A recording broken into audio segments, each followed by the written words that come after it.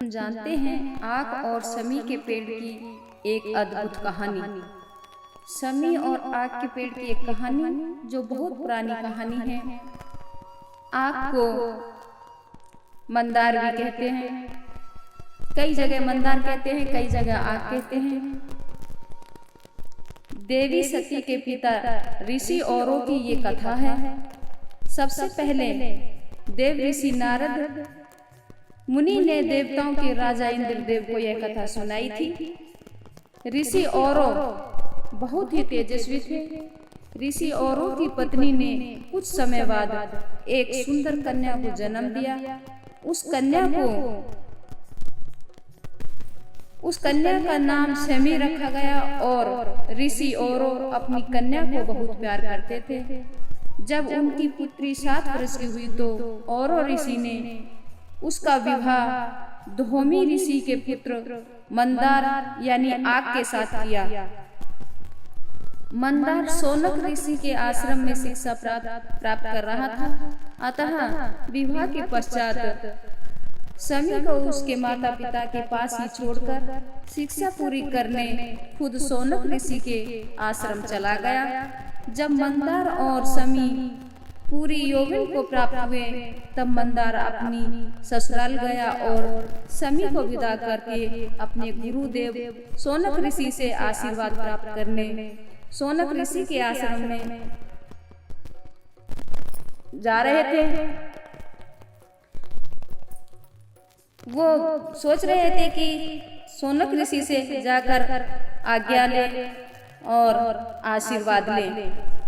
चलते चलते रास्ते में एक महा तेजस्वी श्री गणेश के बहुत बड़े भक्त ऋषि भुरुंडी का आश्रम भी पड़ता था।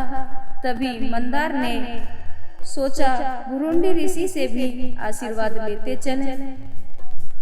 भुरुंडी ऋषि गणेश के ऐसे होने का वरदान किए हुए थे और मंदार को इस रहस्य का कोई पता नहीं था।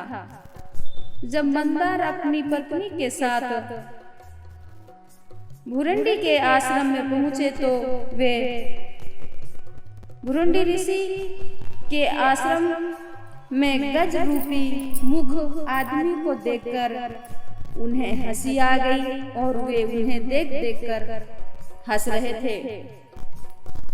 तभी भुरुंडी ऋषि ने क्रोध आ गया और उन्होंने श्राप दे दिया कि तुम दोनों पेड़ बन जाओ और तुम ऐसे पेड़ बनो जिसके पास ना कोई पशु ना कोई पक्षी आए। मंदार ऐसा पेड़ बन गया जिसको कोई पशु नहीं खाता। देवी समी ऐसी पेड़ बन गई जिस पर कोई पक्षी शरण नहीं लेता। कई दिनों तक मंदार अपनी पत्नी समी को लेकर शौनक ऋषि आश्रम में नहीं पहुंचे तो वे उनको ढूंढने निकले और पहले मंदार के ससुराल में पहुंचे। वे वहां भी न मिले